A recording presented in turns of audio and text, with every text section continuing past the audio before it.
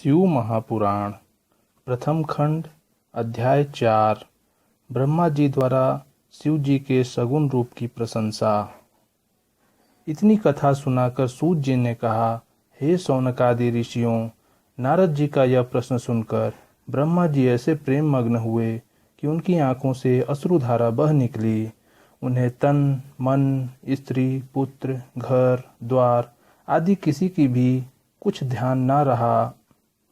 बहुत देर बाद जब वे प्रकृतिस्थ हुए तब शिव शिव कहते तथा शिव जी का ध्यान करते हुए हंसकर बोले, हे नारद, तुम्हें बहुत बहुत धन्यवाद है। तुमने मेरे संपूर्ण कुल को मुक्त कर दिया है, क्योंकि तुम्हारे हृदय में भगवान सदाशिव की भक्ति उत्पन्न हुई है। इस प्रकार प्रशंसा करने के उपरांत पितामह ब्रह्मा ने नारद जी से कहा, हे पुत्र, मैं सर्वप्रथम अपनी बुद्धि के अनुसार भगवान सदाशिव के निर्गुण चरित्र का वर्णन करूंगा। तदुपरांत उनकी सगुण महिमा को कहूंगा। तुम्हें यह जान लेना चाहिए कि जिस समय सृष्टि का कहीं चिन्ह भी न था, उस समय भगवान सदाशिव ही निर्गुण रूप में सर्वत्र व्याप्त सच्चिदानंद स्वरूप एकमात्र पर ब्रह्म थे। वे भगवान सदाशिव सत्य एवं परमानंद रूप हैं। वे मन तथा वचन के स्वामी हैं और नाम रूप से हीन हैं। वे किसी के वशीभूत न तो देखने में आते हैं और न कोई उनका आदि अंत ही जानता है। वे किसी के वशीभूत न होकर संपूर्ण सृष्टि के स्वामी बने हुए हैं। वे ही मनुष्यों के कर्मों के साक्षी हैं तथा सर्वव्यापक होते हुए भी सबसे भिन्न रहते हैं। हे नारद, उन शिव जी की स्तुति करने में सहस्त्र फनधारी शेष नाग भी हार गए हैं। योगी लोग उनका भजन करते हैं, परंतु उनके आदि और अंत को नहीं जान पाते। वे निर्गुण स्वरूप वाले प्रभु बिना कान के ही सब कुछ सुन सकते हैं, बिना आँख के ही सब कुछ देख सकते हैं, बिना नाक के ही संपूर्ण सुगंधियों को सूंघ सकते हैं, बिना मुख के ही संपूर्ण पदार्थों का भोजन करते हैं, बिना जिह्वा के संपूर्ण विद्या को पढ़ते हैं। जिन स्वामी की ऐसी विचित्र महिमा है, उनकी स्तुति भला किस प्रकार की जा सकती है। हे नारद, ऐसे निर्गुण स्वरूप भगवान सदाशिव ने जब अपने मन में यह इच्छा की कि हम एक से अनेक हो जाएं, उस समय वे सगुण रूप हो गए। उनके निर्गुण एवं सगुण रूप में कोई अंतर नहीं रहा। उन्होंने विष्णु और ब्रह्मा को उत्पन्न किया है एवं वे ही संपूर्ण प्राणियों में प्रतिष्ठान विराट स्वरूप हैं। उनके सहस्त्रों नाम हैं, जिसमें शिव, शंकर, हर, नाथ, महेश, परमदेव, वामदेव, जगदीश्वर, परमेश्वर, परमात्मा, ब्रह्म, गिरीश, शंभु, सदाशिव, अनीश, विबुध, पार्वतीपति, चक्री, विशूलपानी, ईश्वर, सुखदाता, अनादि, अनंत, सर्व आदि संसार में अधिक प्रसिद्ध हैं। वे भगवान सदाशिव, ब्रह्मा एवं विष्णु द्वारा मान प्राप्त करते हैं। संपूर्ण सृष्टि को उत्पन्न करने वाले तथा भक्तों को आनंद प्रदान कराने वाले वे भगवान उमापति ही सूर्य, चंद्रमा आदि सहस्त्रों गुणों से भरी हुई संपूर्ण सृष्टि एवं ब्रह्मा, विष्णु तथा रुद्र के उत्पन्न करता है। इस प्रकार भगवान सदाशिव अपने सहस्त्रों नामों से संपूर्ण लोकों में प्रसिद्ध हैं। हे नारद, अब तुम उन त्रिशूलपानी भगवान शिव के उस सगुण स्वरूप का वर्णन सुनो, जिसमें स्मरण करने से ही संपूर्ण पाप नष्ट हो जाते हैं। अपने सगुण स्वरूप में वे मस्तक पर जटाजूट एवं गंगा जी को धारण किए हैं। उनके भाल पर चंद्रमा की कला एवं धनुषाकार त्रिपुंड विराजमान है। वे कानों में कुंडल पहने हैं और सूर्य, चंद्रमा तथा अग्नि के समान तीनों लाल नेत्रों को धारण किए हैं।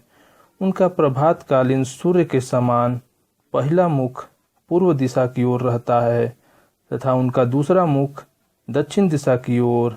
उनके कंठ में 3 लकीरें हैं। उन कंठ में विराजित हलाहल की श्यामता भक्तों के मन को अनायास ही हर लेती है। वे अपने गले में मुंडों की माला धारण किए रहते हैं तथा हाथ में त्रिशूल लिए रहते हैं। उन्हें कोई चतुर्भुज और कोई पंचमुख कहता है।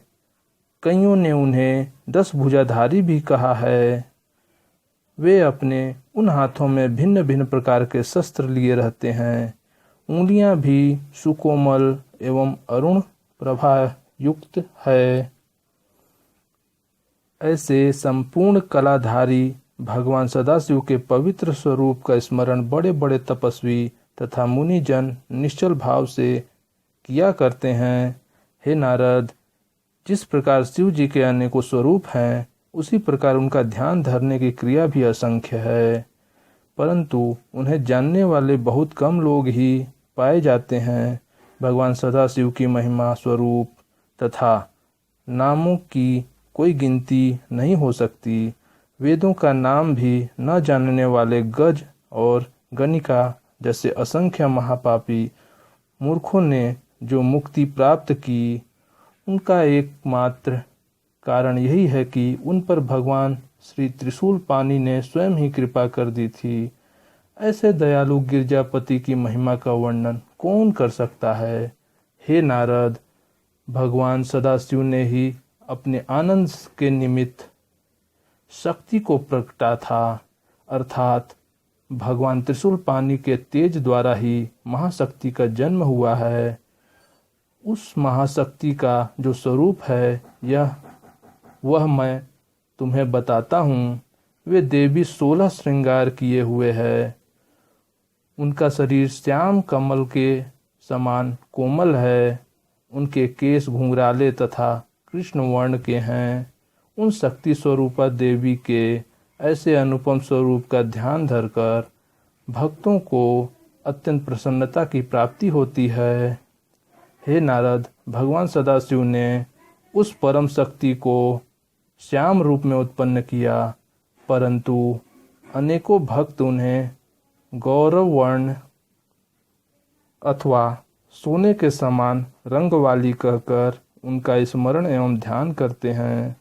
इस संसार में जो कुछ भी दिखाई देता है और जहाँ तक वचन तथा मन की गति है, उन सबको इस आदि शक्ति की कृपा से ही उत्पन्न समझना चाहिए। अब हम तुम्हें भगवान सदाशिव के सगुण स्वरूप के गुण चरित्र का वर्णन करते हैं।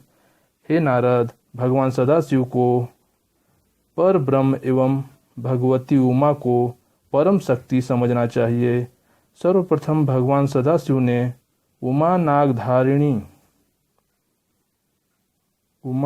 नाम धारिणी उस परम शक्ति के साथ विहार करने के निमित्त एक लोक की रचना की, जिसमें दुख, चिंता, शोक तथा दारिद्र्य का कोई स्थान नहीं है। वह लोक अत्यंत रमणीक, परम विचित्र एवं मनोहर है। उस स्थान को भगवान सदाशिव किसी भी समय नहीं छोड़ते, इसलिए वह अविमुक्त कहा जाता है। वह संसार सृष्टि के संपूर्ण जीवों को आनंद देने वाला होने के कारण अन्नदवन के नाम से भी प्रसिद्ध है। वह स्थान सिद्ध रूप, तेज स्वरूप तथा अद्वितीय होने के कारण काशी भी कहलाता है। उस नगर में भगवान सदाशिव ने अपनी इच्छा से एक ऐसे भवन का निर्माण किया जो अनेकों प्रकार के रत्नों से अलंकृत है, जिसमें मोतियों की झालरें लटका रहती है और जहाँ छत्र, विमान आदि असीमित संख्या में रखे हुए हैं। उस लोक अथवा नगर में कल्प वृक्ष के समान मनोभिलाषा पूर्ण करने वाला सहस्त्रों वृक्ष विद्यमान है। उस भवन को भगवान सदाशिव ने अपनी आदि शक्ति सहित सुशोभित किया। उन्होंने परम शक्ति को संबोधित करते हुए कहा, हे प्रिय, यह लोक अत्यंत उत्तम, परम, पवित्र एवं प्रसन्नता प्रदान करने वाला है। अतः यह मुझे तथा तुझे अत्यंत प्रिय है। यह किसी भी प्रकार के दुख का कभी प्रवेश न हो सकेगा। जो मनुष्य यहाँ पहुँच जाएगा वह नरक के दुखों से मुक्त हो जाएगा। हम इस काशी को जो प्रशंसा करते हैं सो कोई आश्चर्य की बात नहीं है, क्योंकि इसकी स्तुति का वर्णन करने में वेद भी असमर्थ है। इतना कहकर भगवान सदाशिव भगवती उमा के साथ वहाँ विहार करने लगे। जब उनके हृदय में यह इच्छा उत्पन्न हुई कि हम कोई रचनात्मक कार्य करें, उस समय उन्होंने भगवती उमा से इस प्रकार कहा, हे प्रिय, अब हम कोई ऐसा काम करना चाहते हैं जिसमें हम दोनों को प्रसन्नता की प्राप्ति हो। चौथा अध्याय समाप्त हुआ।